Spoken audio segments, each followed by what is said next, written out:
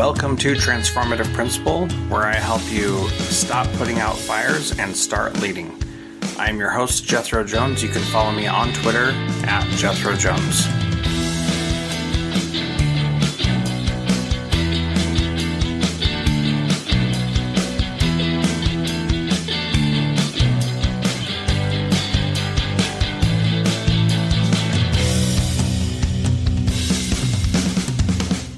I hope you had a chance to check out the white paper that I mentioned last episode at pages.jethrojones.com.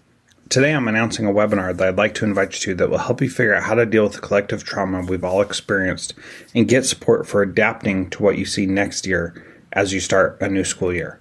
Please join me at jethrojones.com/webinar. That's jethrojones.com/webinar.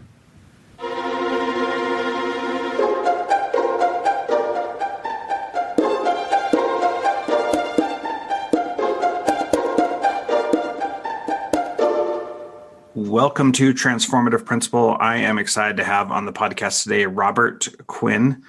He's spent the last 40 years doing research, publishing, teaching, consulting, and speaking. And he is the Margaret Elliott Tracy Professor Emeritus at the University of Michigan, Ross School of Business.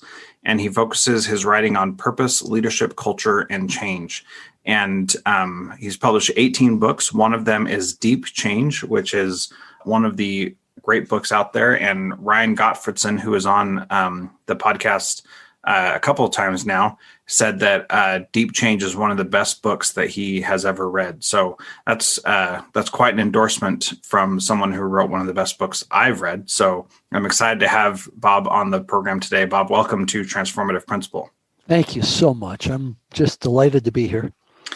Yeah, I'm excited to talk to you. And there are so many things that we could talk about, and I don't know exactly where this conversation is going to go or how much we are going to be able to talk about, but there's a lot that we could talk about. So I'm going to start with talking about change first. And you say in the book Deep Change that there's deep change or there's slow death. Can you talk to us about those two sides of the coin and what our choices are there? Every living system, from one-cell organisms to you and I as complex human beings, to social systems like a school, are living systems. And as individuals, our conscience is always calling us to change. It may be an intellectual change. You need to learn more. It may be a physical change. I felt the impression a number of times in recent months, you need to lose weight. My response is, don't bother me. So it could be physical, it could be spiritual, it could be social. That is, in order to flourish, you and I need to change all the time. And as human beings, we have a mechanism that is calling us to that. Organizations are living systems within dynamic living systems, and they're being called to change. And during the pandemic, schools have been called to change in many, many, many ways. We all recognize that. Well, the process never stops. When we deny change, and that's a very natural thing to do, the people on this podcast are going to be very interested in learning. And one of my favorite terms that I've coined is knowledge is the ungrateful child of learning. That is, the minute learning turns into knowledge, my incentive is to stop learning. And I have a confirmation bias. I don't want my beliefs changing because I don't want to do the work of learning. And so there's a natural tendency on my part, on your part, and on the part of a whole organization like a school to deny the need for change. And we go to great lengths to do it. We're very, very good at it. But as we deny that need for change, we begin to experience slow death. The school is slowly dying. You and I are slowly dying. If we're not renewed by making a change, we just continue on that road to slow death. And with each additional step, it gets more painful. And so all day, every day, we're all facing the deep change or slow death dilemma. And we spend a lot of time on the road to slow death. Yeah. And, if we take that analogy further, then eventually everything is going to die, or at least our part in that is going to die. And one thing that I think is really fascinating, especially in the education system, is that as employees in a system, you are a cog in a machine, and the machine is just going to keep going. And so sometimes the change needed is so great that you don't want to take that step to make change because it seems so insurmountable, because everything is just moving on. I mean, a teacher or a principal or a superintendent leaves, and a pandemic happens, and those kids still need and get educated, whether it's good or bad or not. Doesn't matter to the machine. The machine just keeps happening. How do we approach change when we're confronted with something that is so seemingly insurmountable? That's one version of probably the most frequently asked question. We created a field called positive organization scholarship. It's about flourishing in life, individually, collectively, as groups or as organizations. The research and the findings over the last 20 years are exhilarating. When we teach those, we have high-paid, highly educated executives sitting there drinking it in. And then I say, okay, what are you going to go home and do differently on Monday? And they get a panicked look on their face. They can't imagine applying what they've just learned, and what they've just learned is full of exciting change possibilities and change tactics and things they could do, which they're actually quite interested in. But the notion of grasping those is terrifying. I have people regularly walk up to me after a session and say, I work in a blank organization, an education organization, a finance organization, a medical organization. Therefore, I can't do anything. And it's an absolute universal assumption that I'm powerless. And I know I'm powerless because I proved it in the past. I tried things. I asked the principal if we could do this, and the principal jumped down my throat. I am powerless. I know that to be the case. And so that's universally held in all hierarchies. What we have is evidence all around us that what we believe is not true. And if we actually wanted to know that, the easiest way we can do that is to begin to learn from excellence. One of the most exciting studies I ever did was a study of public schools. I had access to the top 1% of the public school teachers in the state of Ohio. They were objectively measured. These were people who were simply walk-on-water people. You'd send your kid to this person's class, and they would teach fourth grade. In June, your kid comes home doing seventh grade work. It's impossible. But the fact is, the school systems of the United States, if we look at every 1,000 teachers, there's one teacher who's doing that. If one teacher's doing it, that means it's possible. That is, if it's out there and it exists, it's real. That person somehow is violating everything we know to be true. It's impossible to teach like that. It's impossible to flourish in a big medical or financial or other kind of hierarchy. I'm just a low-level person. And so the question is, what's real? Yes, most of what we see is in the middle of the curve. It's conventional. It's not exciting. It's not exhilarating. It's actually dying. But if we look at the far right side of the curve, we see very different things happening in the same hierarchy. And I'll give you a real example. One of these teachers was at the end of her career. She said, I retired this year. For the last 5 years, because of these measures that have been out there, I've had a lot of attention. She said, but I've been teaching like this for 30 years. Not once in the last 30 years has an administrator from this district ever walked in my office to see what I was doing. Never once. Now, let's pause. Where was that administrator for the last 30 years? That administrator was in his or her office solving problems. That's what managers do. So that administrator's dealing with all the problem people in the district all day long, every day, year after year. That administrator never watches this woman teach. That administrator has no theory of social excellence, no theory of what great teaching looks like. The administrator's never seen it. So when that administrator makes decisions day to day, what's his or her reference point? It's the middle of the curve and the left side of the curve. It's problems.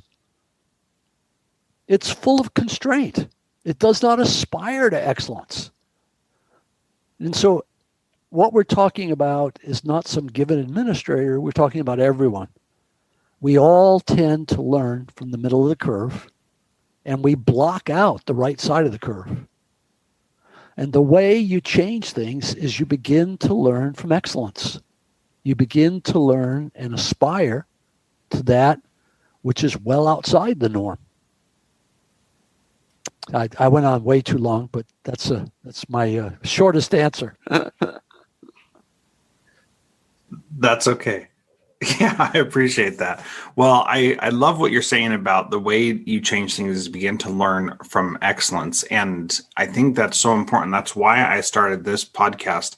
That's why I do the masterminds, the coaching program that I do with other principals, is that if you're surrounded by mediocrity, or you're in an environment where your district is not pushing you to change and grow and do and be better, it's easy to be complacent. Like you said, our reference point is the middle of the curve. And certainly as a school leader, that's what we're dealing with so much is we're taking care of the problems that are happening and not taking the time to celebrate and be around those who are really great, which is why anyone who's listening to this podcast is doing exactly what you're talking about. And I think that that's really an important thing for everybody to be aware of, is that you have to be seeking out that excellence in order for you to be able to have that growth and change that you're looking for. Yeah, I love the way you said that, because we are, in fact, all looking for growth and change and meaningful life. We want that. But something blocks us from going after that, and that's fear. Fear of failure, fear of embarrassment, fear of whatever. And we build all kinds of mechanisms in our heads and in our institutions to manage to the avoidance of failure. And principals learn or begin to believe that their biggest role in life is to prevent conflict. When there were value-added scores, and that was, of course, highly argued over, but when they, in fact, had a lot of potential application, and we saw that, but we also saw this tremendous political turmoil. We brought together a group of these high-performing teachers, and they said, "Why did you bring us together?" And we said, "What do you mean, why?" "Because of your scores." They said, "What scores?" We said, "What do you mean, what scores? We don't know what you're talking about." The principals did not give the high-performing teachers their feedback. So we called the principals. What did the principals say? They said, "Oh, yeah, she's the best teacher in the school. But yeah, I don't want to put that out there. It's going to cause conflict." Right? Well, that's how all of us organize our lives. You do it, I do it, to avoid conflict. Leadership is about creating conflict. You surface the elephant, you resolve the conflict, and you turn it into transformative cooperation. That sentence terrifies people. They say, "I don't know how to do that."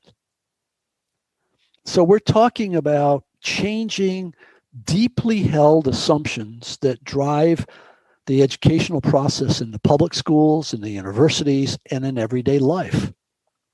I want to just think about that for a moment, because it's so powerful to think that leadership is about creating conflict and then turning it into transformative cooperation. As I've been a leader and seen different ways that I could, help people change and grow and do better, every time it has led it has started with that conflict. And I didn't think of it in that perspective before. But now that I look back and think about the people that I'm closest to, that I feel like we grew the most, where there really was some transformation in them, there was conflict in the beginning of that. And one person that I'll mention, Tana Martin, who's a librarian up in Alaska and is just amazing. When she came to my school, I remember over the first couple of weeks, there were times where I made her cry multiple times.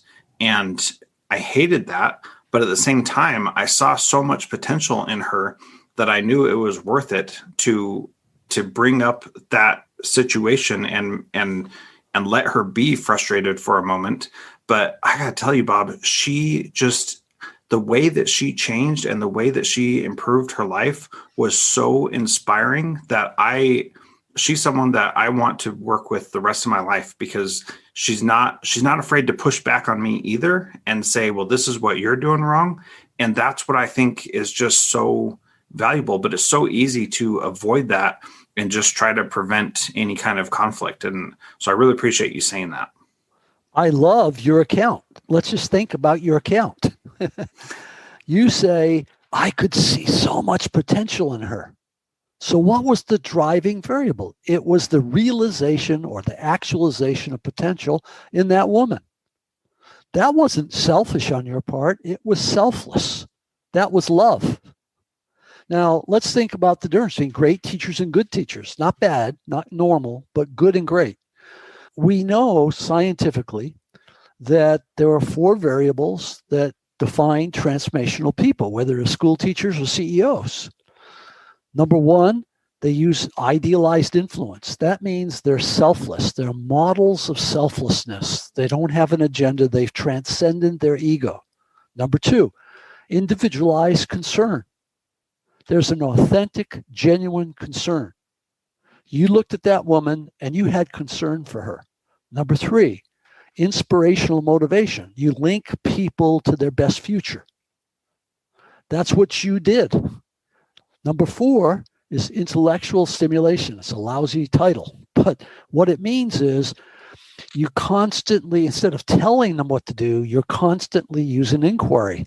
You're asking them to think for themselves, to empower themselves, to behave in new ways according to their own volition, on their own choice. Now, that's what stimulates transformation in every system. That's what you did to her. Let's go back to the study of the public school teachers. Those school teachers didn't have jobs. They had callings, right? Their calling was not to teach math or history or English. It was to realize the potential in the students in their classroom. The purpose was not to learn the English or the math or the history.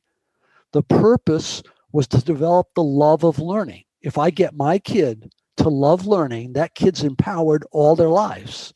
That kid could be from a terrible situation, a minority neighborhood, and it doesn't matter. The kid's going to make it because the kid loves learning. Now, these school teachers marched to a different drummer. They had to fight the school to do what they did because the school didn't want them doing it. And kids flocked to them. The classroom, they would say, the average teacher says, my kids don't want to learn. They're from that neighborhood. These teachers said, my kids are from that neighborhood. My job is to create the interest in learning. That's not the kid's job. It's mine. These are people who are not marching to the drum of convention. They're not externally directed. They're not responding to the school the principals created. And the same thing holds for principals. The principal that's transformational is not creating a culture that the school district's creating. He's creating or she's creating their own culture that's aligned with the needs that exist in the real world at this minute. Yeah, and when you talk about it in that sense, what I'm seeing is the potential for people really comes out and takes center stage. Their ability to grow and develop reaches a higher level when that is the case. And I really appreciate that, because I think there's so many opportunities for us to give in to the status quo, to relinquish the potential that we see, mostly because we're avoiding conflict, but also because it just seems like there's not enough time in the day. And sometimes there is, if you have all these things that you need to get done, then just surviving to the next day is sometimes all that you can think about. And that doesn't sound like a recipe for success. It sounds like barely surviving, which, is really that slow death.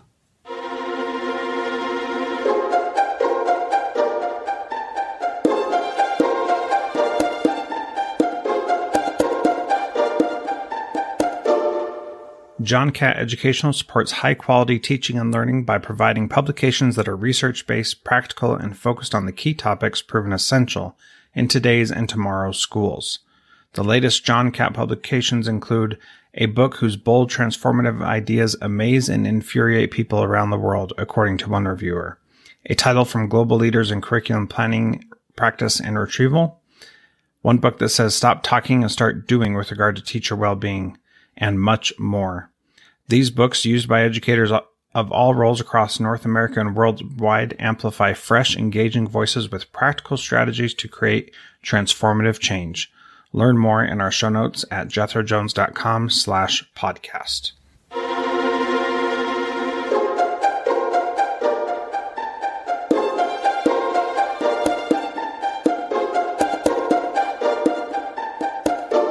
That's a perfect description. Now, you're describing every human being on the planet. That is, we are all subject constantly to the slow death pattern. So we're not condemning anybody. This is all of us. Now, there's a way out, and it's a simple question. Robert Fritz wrote a whole book about this question. And the question was, what result do I want to create? Now, people say, oh, I ask that question all the time. No, you don't. The question most of us ask most of the time is, how do I get what I want? And what I want is to be comfortable. I want conflict to go away. I do not want disruption. I don't want to think, and I don't want to learn. When you ask the question, what result do I want to create? You've instantaneously linked your identity to an emerging future. The only way to resolve the tension is to step into uncertainty, engage in learning by faith, and create the future that doesn't yet exist.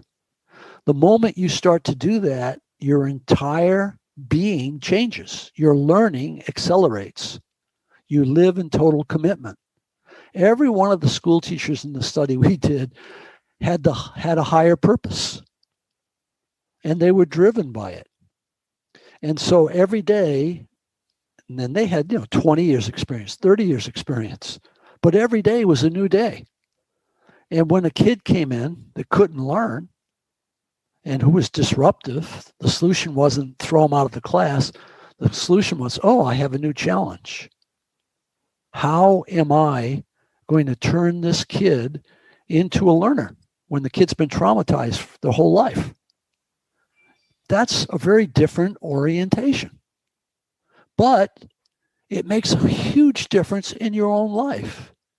If you're living for a higher purpose and every day you're trying to enact it, which means you're going to have many failures every day because you're trying harder than the teacher in the next classroom or the next principal in the next building. That means you're going to have failures, but the failures don't bother you because of each failure is a teacher on the way to realizing this purpose.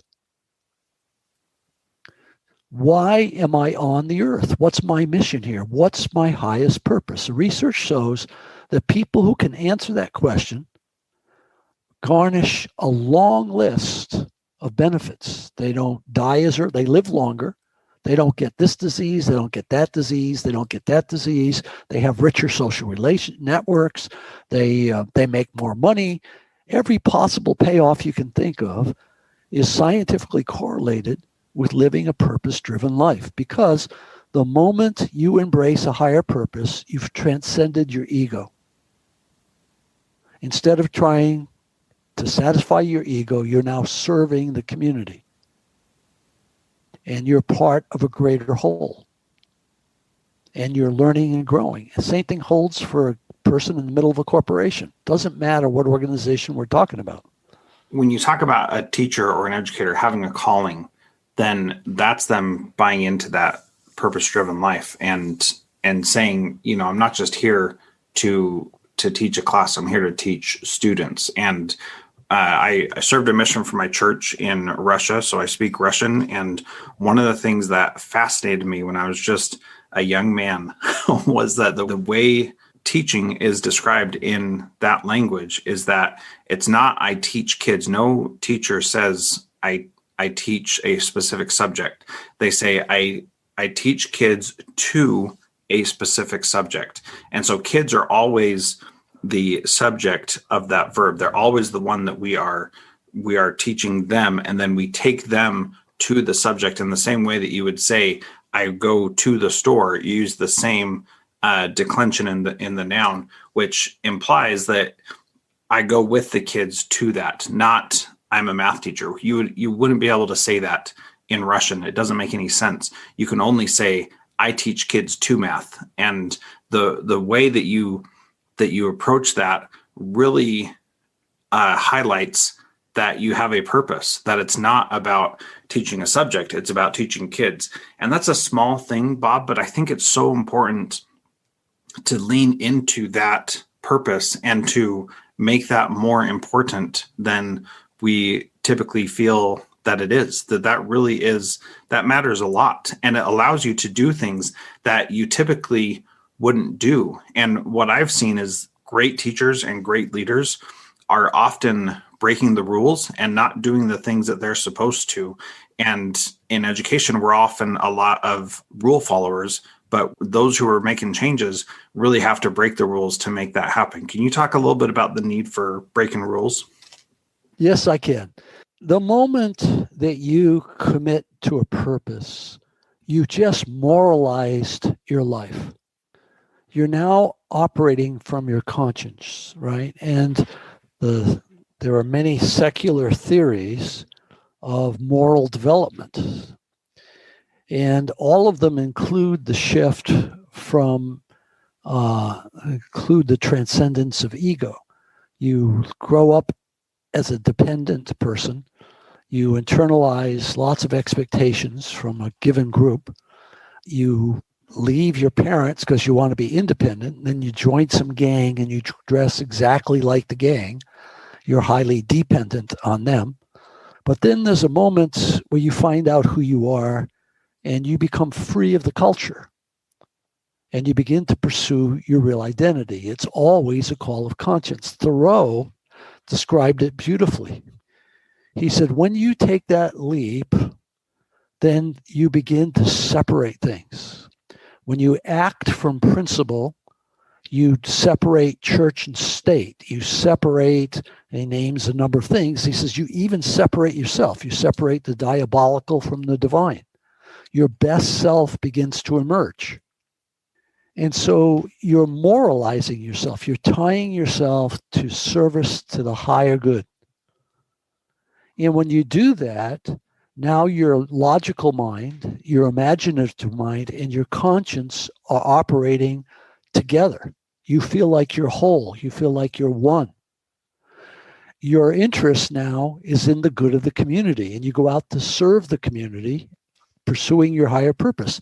And you have cycles of experience. You go up and down in those cycles. You fail, and then succeed. As you do that over and over again, you begin to put those experiences together and you develop an overarching theory of transformation. You develop transformative power. And it's exhilarating. There was one woman I interviewed. She was a fourth grade teacher. She said, I went to my first day in my first class. I looked at these 30 fourth graders looking at me. I thought, I'm a long way from the ed school. And she said that, but there was one belief I had from the ed school that stayed with me. It was, if you want to be a really good teacher, you need to know the needs and interests of each student. She said, so I went to great lengths to learn to do that. Well, I was impressed. I was writing that down. She said, then I went to the next level. My head snapped up. I said, next level? She said, yeah, I went to the next level. I said, what does that mean? She says, well, then I discovered they're all the same. I said, you just told me they were all different. She said, they are all different. And they're all the same. You see, no matter what they say or do, now let me repeat that. No matter what the students say or do, comma, every student wants to learn. Every student wants to succeed. Every student wants to be loved. When you break that code, everything changes. You can teach anybody, old or young, special ed, gifted, doesn't matter. Now, just ponder that incredible claim. Here's a young woman teaching fourth grade, and she believes that she has a universal theory of influence that will work anywhere. And what's it based on? It's based on not just individual empathy for each kid, but collective empathy for the whole. And that allows her to serve that community in ways the teacher in the next room can't serve them. And she is this enormously empowered woman. Well, I find that to be an just incredibly instructive account, and pretty much holds for every teacher we interviewed. Well, and in my experience as an educator, that is exactly what I have seen as well. And kids will fight against what we're doing in school, but that doesn't mean they don't want to learn, and they will resist the lessons and the opportunities, but that doesn't mean they don't want to learn or be successful. It just means that maybe they don't want to do it in exactly the way that we want them to. And separating those two things has been essential for me in finding any kind of success as an educator, because when you assume that a kid not wanting to read a book you're assigning a class means that they don't want to learn, then you're shooting yourself in the foot, and you're never going to be able to reach that kid because you've already made the judgment about what they want. But when you take it the other way, like the teacher did, and say, no matter what kids say or do, every student wants to learn, that is totally the truth. And then it's a matter of you trying to find the way to connect with them so that they will learn from you. It couldn't have been said any better. I mean, that's exactly right. If the one kid doesn't want to read your book, there's 100 possible reasons why that might be the case. My natural inclination is to see it as a rebellion against my authority. And I can't think of anything that would attack my ego more than that. And so I have an enormous need to exert control. But the real question is, why? Why does this kid feel this way? Now, the kid's afraid to tell you why. So unless the kid trusts you, unless the kid absolutely senses that your purpose is his good, that kid's not going to tell you. And you're going to go on giving assignments that the kid's going to resist all year long. And you're just going to keep, as you said, shooting yourself in the foot. Yeah, and it doesn't have to be that way either. And that's the thing that I hope that people hear from our conversation, is that as the teacher, you're still in control. You can still decide how you're going to react and what you're going to do.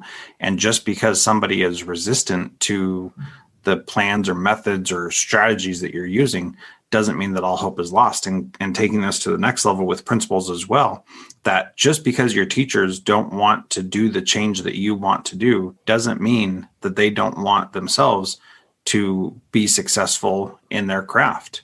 And one of the things that I learned right at the end of being a principal before I left to be a consultant was that the biggest thing that my teachers wanted was to be authors in that change. And if I could give them the opportunity to be authors in the change, then they were much more willing to engage in it themselves. So, for example, when I stopped saying this is how we have to change and started asking, what are you ready to change, then it made it possible for everybody to be involved in that. And those who were afraid of change and didn't want to do it, then they weren't changing very much, but they were deciding that rather than me saying, you must do this or must do that. And it really made the things I want to do much more accessible because of taking that shift in approach. So what you were doing is you were asking each teacher what result you want to create. And some had very exciting visions and some had 1-inch visions, right? But you were committed to helping each one of them pursue what it was that they wanted. Now that's the first step in unifying a community. Now there's many more steps, but then you animate a community. As you put together the things they want, as you nurture them from day to day, a transformation occurs. Think about the movie Stand and Deliver, right? There's a ghetto school. Jaime Escalante walks in there. It's nothing but resistance in the early times. But then, step by step, something starts to change. And then all of a sudden, there's a new culture in the classroom. Now, take any education movie from Hollywood. They're all transformational movies. Each story seems to be unique and different. They're all the same. It's always about the transformation of the culture. And that transformation holds for corporations. It holds for military. It holds for everybody. It's the transformation of negative peer pressure into positive peer pressure. When everybody is pursuing the common good, when everybody's realizing potential, all of a sudden a new culture emerges. And in that new culture, everybody expects everybody else to give their best. The moment that happens, if I'm a principal, my job radically changes. I have no need to police anybody any longer because the police function just went into the group. There is no negative deviance. Now that is shocking to the conventional mind of a manager, because they can't imagine that. But that's what we see when organizations are at their best.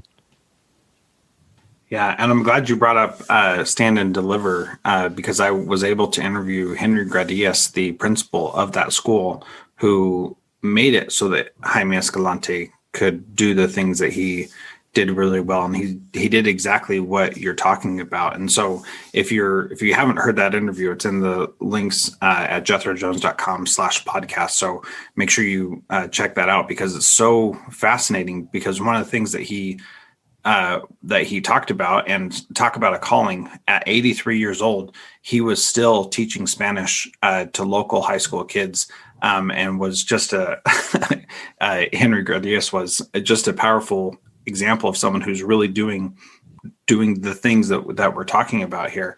And so he said one of the things is making sure that recognizing that other people said this can't be done. And he said, well, we're just going to do it anyway. And Jaime wanted to do it, so we're going to make it happen. And everybody thought that they were, doing crazy stuff, but really they didn't change any of the district policies. They just interpreted them in their own way to make all the things that they did at that high school work, which, is going back to that idea of transcending the rules and understanding that what we do matters and we're policing it ourselves instead of, trying to rally the school board to change different things when you don't really need to do that. You just need to interpret it in a way that makes your cause work because your cause is obviously just. That's right. But in the process, there will be resistance everywhere. The people you're trying to reach, if you're a principal and you're trying to get the teachers to do it, there'll be teachers in your face, actually, just blatantly upset with you.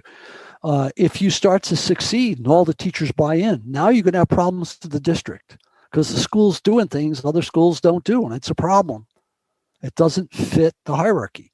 Parents are going to complain about something because there are new patterns.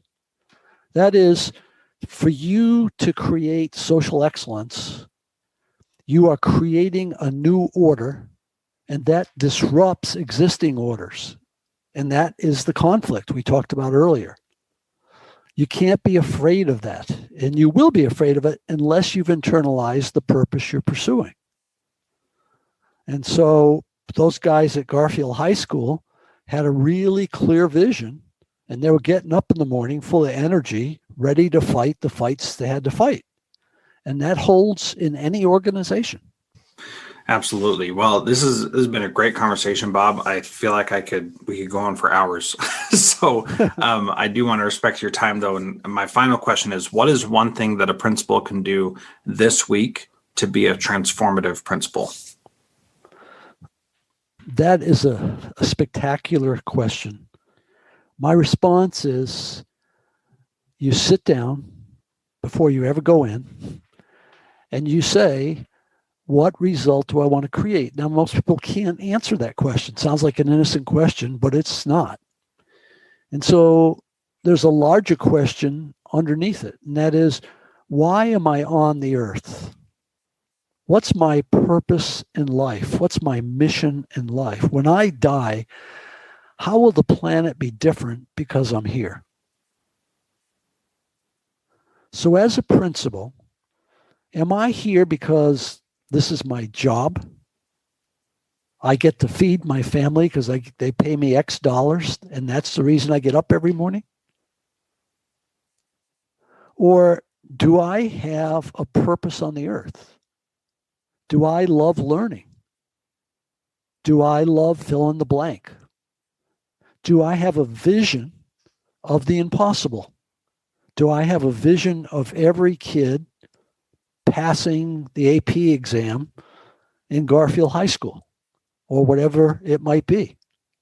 And if I answer that question, here's the result I want to create as a principal. Now I have an image to organize my life to that will give life to my life. It will give life to others. It'll give me a reason to face the problems in the day. And I will face them. And I will learn my way to a new social reality.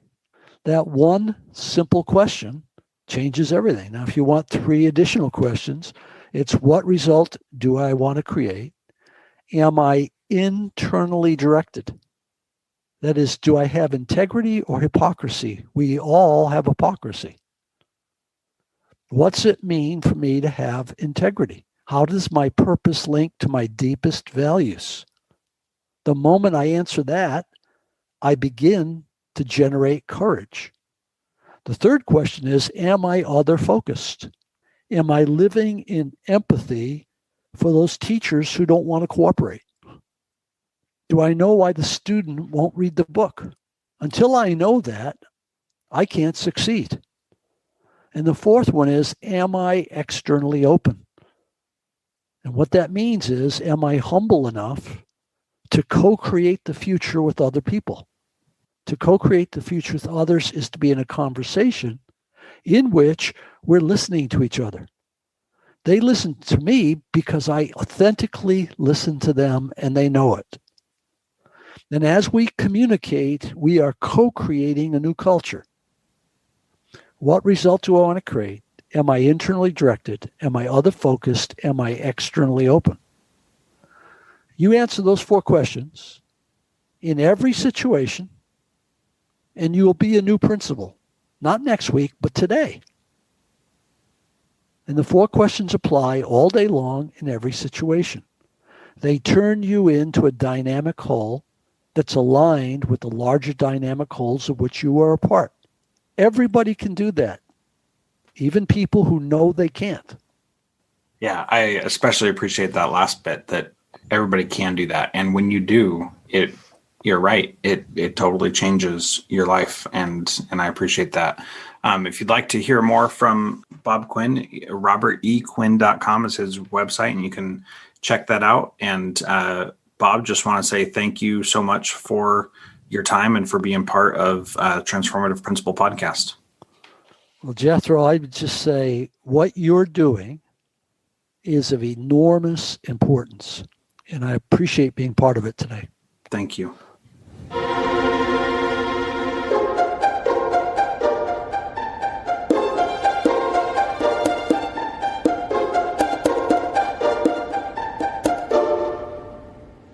Hey, middle school principals, what if I told you that all your teachers had to do to teach your students really valuable social and emotional competencies was just press play? In Control SEL is a fully automated video curriculum that teachers and students absolutely love. And that's because it's easy, and it looks just like a Netflix or a YouTube show. So all you have to do to hear about how it can completely transform your school is schedule your call. Tell us Jethro sent you and you'll get 20% off if you feel like it's a good fit. So go now to www.incontrolsel.com/strategy call to schedule your call today. The link will be in the show notes.